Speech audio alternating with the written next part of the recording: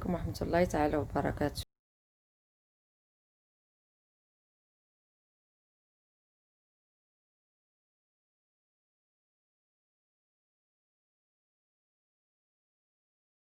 مرحبا بكم اخواتاتي العزاز، كلشي بخير هانيين. كنتمنى يلقاكم هذا الفيديو بخير وعلى خير، ومرحبا بكم اليوم معايا في قناتي، قناة صفاء ودعاء للطبخ. واللي كنقترح عليكم اليوم كيفاش كنديروا نصيروا الحامض. كل واحد كيف ما كنعرف، كل واحد والطريقه ديال التصيار ديال الحامض. واليوم غادي نشارك معكم الطريقه ديالتي انايا كيفاش كنصير الحامض، وصدقوني جربوها وغادي تنال اعجابكم ان شاء الله. بقاو معايا حتى النهايه باش نوريكم كيفاش كندير ليها. بسم الله على بركه الله. عندنا هنايا كيلو ونص ديال الحامض، تقريبا جبت كيلو ونص على حساب القريعات اللي عندي انا. هاد الماركه هادو ديال القريعات اللي كيتسدوا وفيهم الكاواتشو هنايا من الجناب، جوج قريعات كيقدوني فيهم كيلو ونص ديال الحامض. كيلو ونص ديال الحامض. عندي ورق الغار اللي هو ورق سيدنا موسى، كيف ما كتشوفوا هنايا راه خضر. لقيته اليوم جابوا واحد العشاب وجابوا باقي خضر، وخديت منه واحد الكميه حيت هكا زوينه انه خضر كيكون باقي نقيقي ما فيه لا غبره لا حتى شي حاجه. كنشدو كنديرو في ميكا وكنديرو في الكونجيلاتور. وعندي هنايا الثومه. بالنسبه للمنسمات راه كتختاروا اللي بغى ينسم، راه كيدير بحال هكا بحالي انايا. ورق الغار، الثومه، كاين اللي كيدير الزعتر، كاين اللي كيدير اليازير، كل واحد وشنو كيفضل. ما بغيتيش كديري غير الحامض والملحه. الملحه هنايا كتكون عندنا بالزايد. بالنسبه لهاد القراعي هادو تقريبا نص باكيه صغيره ديال الملحه تنديروها في هاد القراعي هادو باش يجينا الحامض مصير. حيت الحامض عندنا حنايا التسيار ديال الحامض راه هو الملحه، ضروري ملحه. وعندنا هنايا كميه ديال الماء. والان على بركه الله ان شاء الله غادي نشارك معكم الطريقه اللي هي تشدوا الحامضه. انا سبق ليا ديجا فلحتو باش يسهل ليا نسجل معكم الفيديو. كنفلح الحامضه هكا على جوج جهات، هاد الجهه من هنايا وهاد الجهه الاخرى العكس ديالها، من جوج جهات، هادي وهادي جوج جهات. كاين اللي كيفرقوا من الفوق هنايا كيفرقوا على 4، انايا كنفلحو غير من جوج جهات كيف ما كتشوفوا هكا. والحامض كامل ديالنا كنديروا له نفس الطريقه بحال هكا كيف ما شفتوا. ورجعت معكم اخواتاتي العزاز.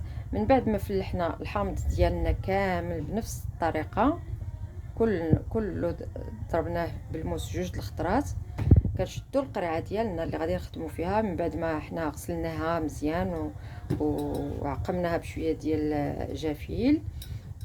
كنشدوا المليحه ديالتنا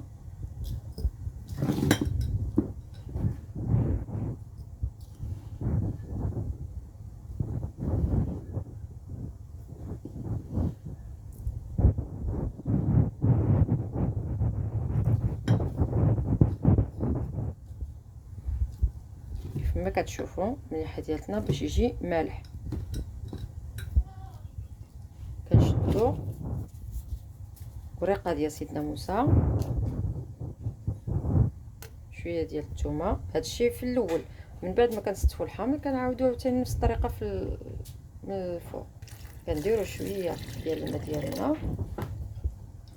كنحاولوا اننا نحركو باش تذوب لينا ديك الملحه ما تبقاش كاسه هكا في القاع ديال القرعه.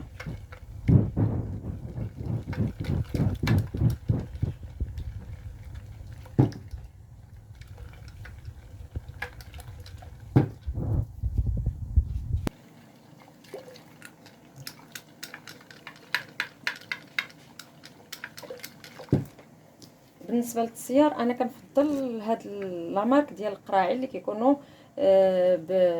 بهاد الميكا هادي، ها هي لحقاش كتحافظ لينا على الحامض ملي تيكون لداخل ديال القرعه، وما كتدخلوش لاميديتي وما كيغملش لينا.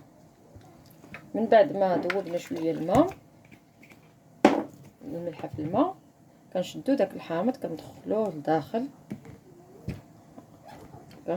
كنحاولوا نستفوه باش يجي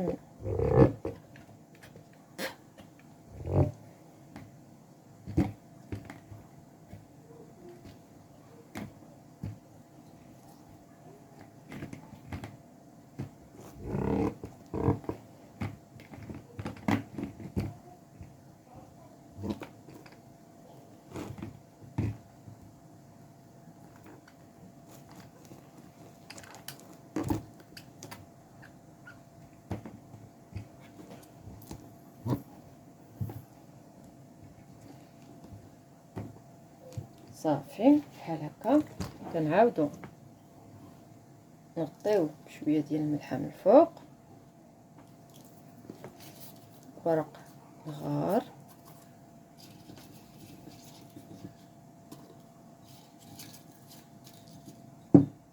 الثومه ديالتنا، ونعمرو القرعه ديالتنا بالماء حتى كيتغطى الحامض كامل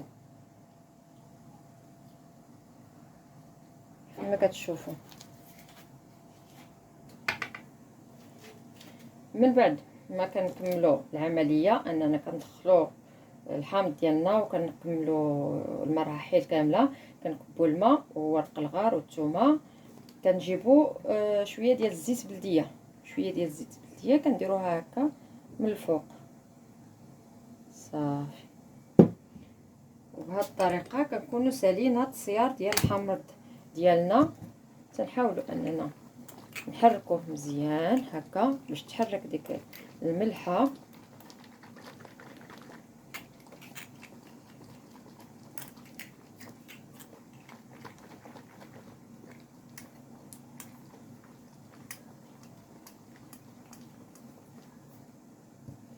وها الحامض ديالنا واجد باش يتصير ان شاء الله.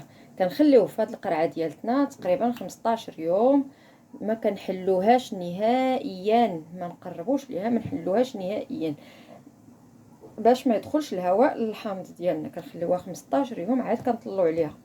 الا لقيناها مسير ديك الساعه ان شاء الله كيوجد قبل من، يقدر كاع يوجد قبل من 15 يوم، ولكن من الاحسن اننا نخليوه حتى يدوز 15 يوم. كنحلو على الحامض ديالنا، كنحلو القرعه ديالنا وكنكملوا المراحل. ديك الساعه كنلقاوه واجد ورطيطب، كنشدوه كنحطوه في الصفايه ديالتنا حتى يتصفى من الماء ديالو مزيان، وكنشدو كل حامضه كندهنوها بالزيت، كل حامضه كندهنوها بالزيت من برا. وصافي الحامض ديالنا واجد، وكنديروه في شي طاسه وكنسدوها وندخلوه للثلاجه، ولا نحطوه غير في سميتو غير في شي بلاصه هكا في الكوزينه. وبغيت نشارك معكم ان شاء الله طريقتي في سميتو ان شاء الله. هذا بغيت نوريكم، زعما بغيت نوريكم الحامض ديالي اللي كندير. هذا الحامض اللي معروف في مراكش، الحامض معسل. هذا الحامض معسل، ولكن انا كنصوبو في الحامض اللي قلت لكم بلدي، اللي كيكون في الوقيته ديال الربيع. هذا الحامض معسل كيصلح الطواجن، تيصلح الطنجيه، تيصلح بزاف ديال الحوايج. كيف ما كتشوفوا هكا راه معسل داير بحال العسل. ولكن ان شاء الله هذا هو غادي نشاركو معكم في وقيته ديالو، منين يكون زعما الحامض البلدي. ان شاء الله غادي نشارك معكم الطريقه باش كنصوب الحامض معسل. وشكرا بزاف، وكنت